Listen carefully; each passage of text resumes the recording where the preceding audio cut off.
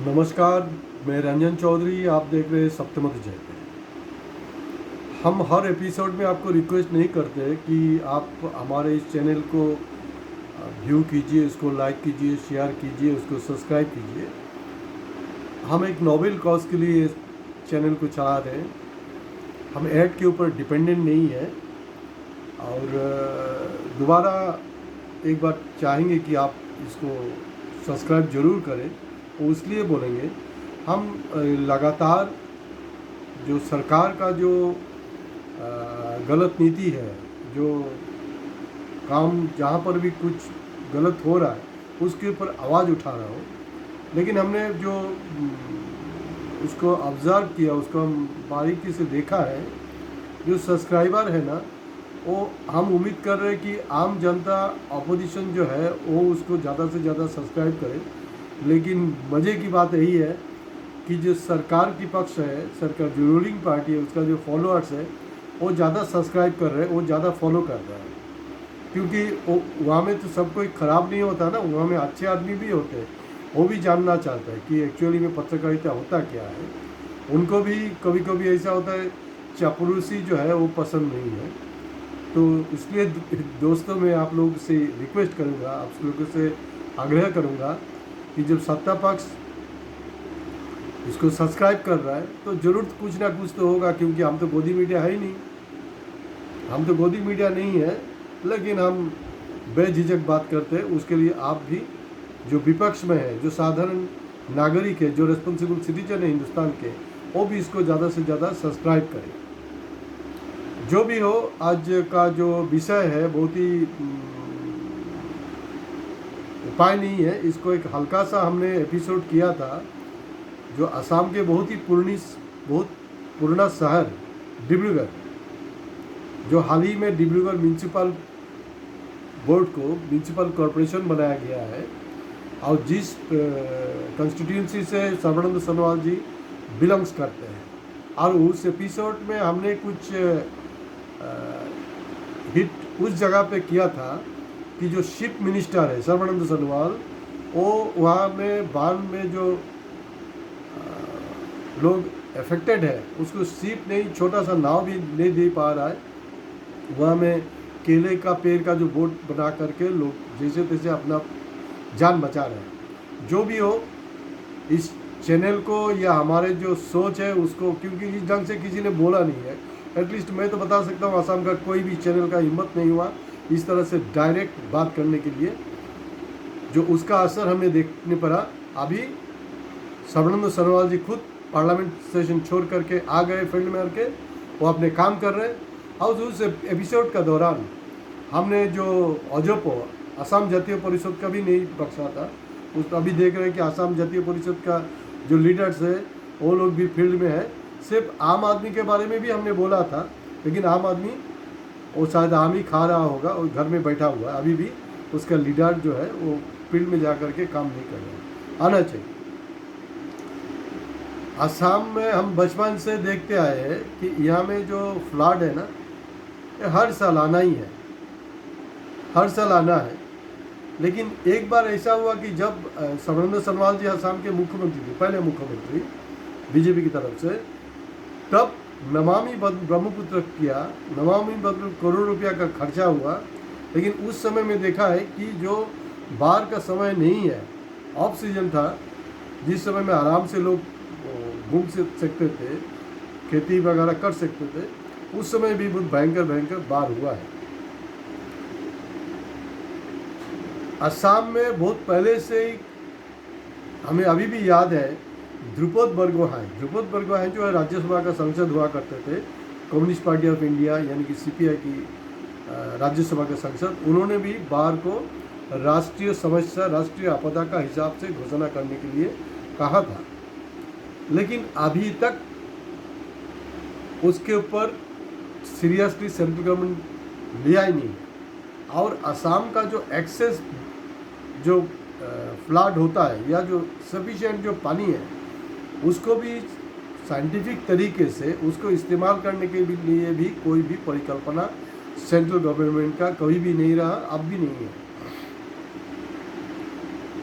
Act east में असम भी आता है, उसको देखिए, लेकिन एक्ट वगैरह कुछ नहीं हो रहा। और मज़े की बात है,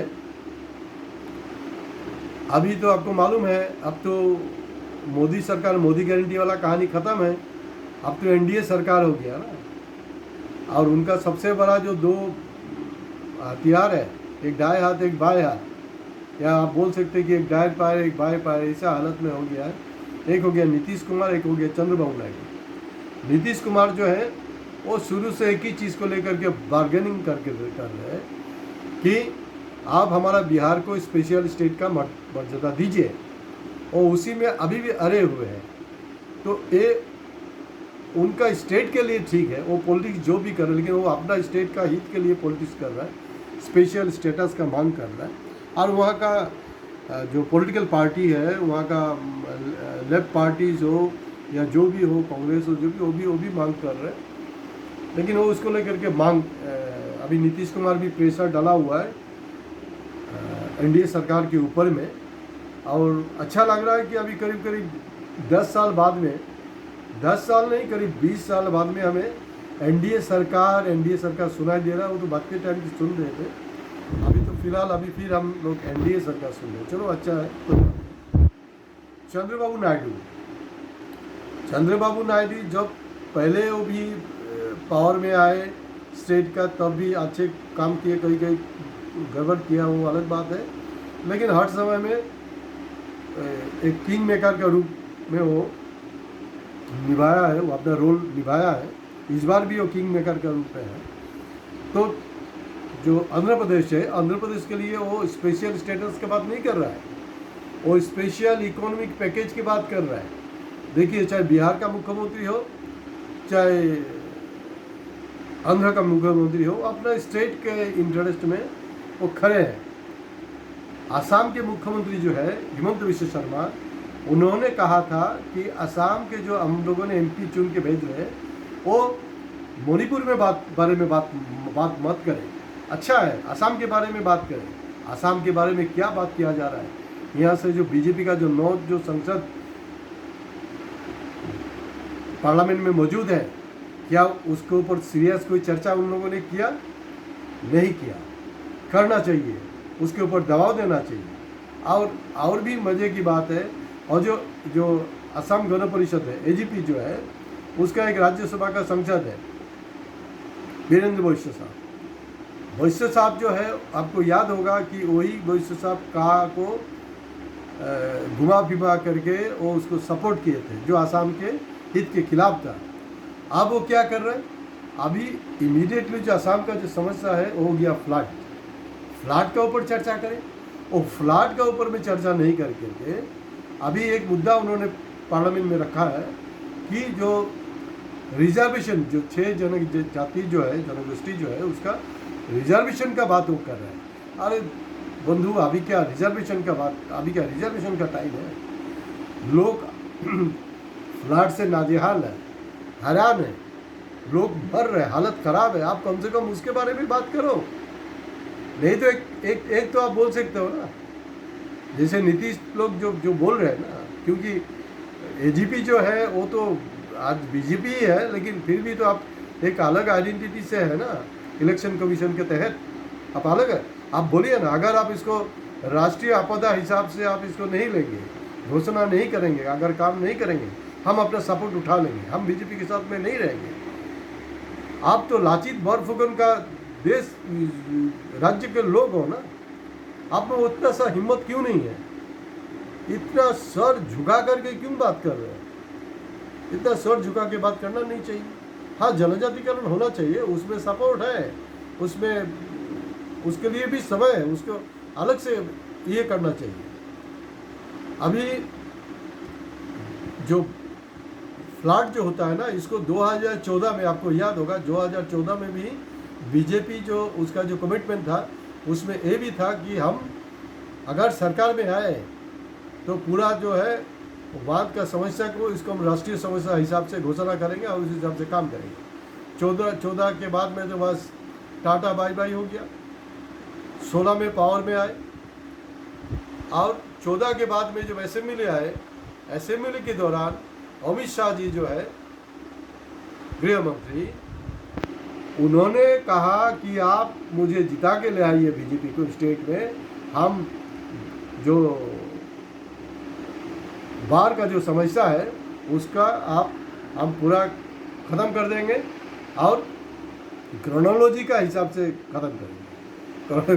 क्रोनोलॉजी तो क्रोनोलॉजी में रह गया, कुछ समस्या नहीं। आज पार्लियामेंट में कुछ भी चर्चा नहीं हो रहा, ना बीजेपी के जो एमपीज है वो बात कर रहे और ना जो एजीपी का है वो बात कर रहा। सर्बानंद सोनोवाल, अगर हमारा चैनल सप्तमते जाते सीधी तरह से अगर सर्बानंद सोनोवाल के बारे में इस तरह से टिप्पणी नहीं दिया होता तो सर्बानंद सोनोवाल को आने में भी देरी हो सकता था। लेकिन हमारा टारगेट यही रहता है कि सबको उजागर करना, जो विपक्ष में है उसको भी उजागर करना है, जो सत्ता पक्ष में है उसको भी उजागर करना है। अभी का जो इलेक्शन जो मैनिफेस्टो किया, इलेक्शन मैनिफेस्टो में तो हमारे पास जो जानकारी है, बीजेपी का इलेक्शन मैनिफेस्टो में, इलेक्शन एजेंडा में फ्लैट का विषय था ही नहीं, कांग्रेस का था। अभी आसू का जो नेता है समुज्ज्वल भट्टाचार्य जी, वो चिल्ला रहे कि आसाम का जो बाढ़ का जो समस्या है इसको नेशनल डिजास्टर मैनेजमेंट उसको टेकअप करे, उसको एक राष्ट्रीय समस्या का हिसाब से पकड़ा जाए, उसको गणना किया जाए। लेकिन अभी क्यों? क्या हाल ही में तो इलेक्शन गया है ना, उस समय में ये सब चर्चा करना चाहिए था। जो पार्टी का एजेंडा में फ्लड का बाद जो नेशनल ये हिसाब से पकड़ेंगे उसी को हम समर्थन करेंगे। उन दिन आप चुपचाप रहे और अभी जा करके आप जहाँ तहाँ इस तरह का भाषणबाजी कर रहे हैं। ये सब भाषणबाजी का टाइम नहीं है और वो सब पॉलिटिक्स छोड़िए, आसाम का हित में काम करिए। और आपका तो काफ़ी, समुझो जी, आपका तो उम्र भी हो चुका है ना, आप काफ़ी मैच्योर्ड हो, तो आपको पता नहीं है, ऐसा तो नहीं हो सकता है। आप उसको पकड़ो, आप प्रेशर डालो जो बीजेपी का जो एमपीज़ है या उसके अलाइड पार्टी का जो एमपीज़ है उसके ऊपर प्रेशर डालो कि उसको एक नेशनल इशू हिसाब से, स्टेटस हिसाब से उसको मान्यता दिया जाए। तब क्या होगा, असम जैसे है बहुत पिछड़े है, बहुत अभी भी उसका जो है फाइनेंशियली उतना स्ट्रांग नहीं है। और अभी जो हमारा एजेंडा था मुख्यमंत्री जी का कि हम 5 राज्य का अंदर में आ जाएंगे, सिर्फ 2 साल बाकी है, 4 साल निकल चुका है। हम अभी तक वो जो टारगेट है, टारगेट से काफ़ी दूर है, टारगेट से हम काफ़ी दूर है। हम आर्थिक रूप से भी उतना स्ट्रांग नहीं है, तो उसके लिए इसको राष्ट्रीय आपदा हिसाब से घोषणा करें। सरकार के पास कोई पैसे की कमी नहीं है, जीएसटी का पैसा तो धड़ाधड़ आ रहा है सेंट्रल के पास में, उसको यूज़ करें, पैसे खर्चा करें।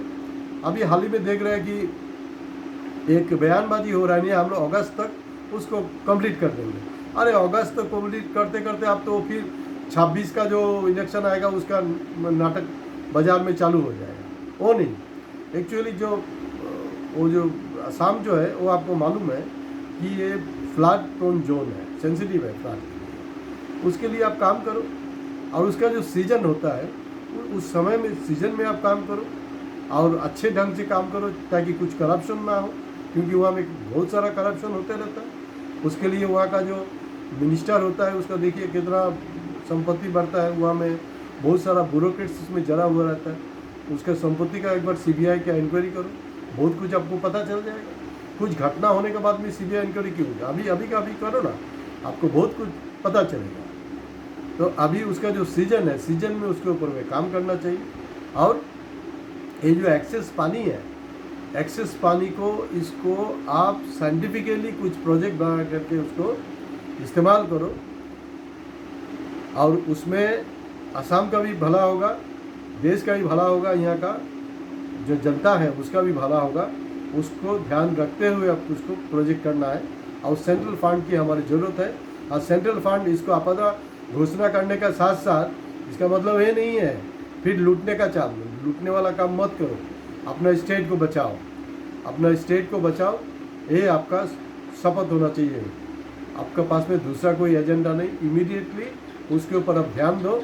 और ये जो मंत्री लोगों का हम देख रहा है कि पेपर में डेली का डेली फोटो सेशन चल रहा है ना, फ्लैट लेकर के, फोटो सेशन का जरूरत नहीं है। कोई रिपोर्ट आ रहा था उसको बोलो भाई फोटो मत खींचो, हम काम कर रहे हैं, काम करने का टाइम में आपको इतना सेल्फी मारने का फुर्सत कैसे मिलता है मिनिस्टर लोगों को? आसाम का बांध को लेकर के आप राजनीति मत करो।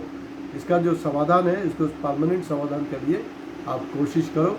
दोस्तों, मैं लास्ट में दोबारा बोलूँगा कि आप हमारे चैनल को सब्सक्राइब करिए, क्योंकि हम ऐड के ऊपर डिपेंडेंट नहीं है, क्योंकि इसमें हम जैसे बोल रहे हैं दूसरे कोई नहीं बोल रहे। नमस्कार। प्लॉट के ऊपर मैं आज यहीं पर समाप्त करता हूँ।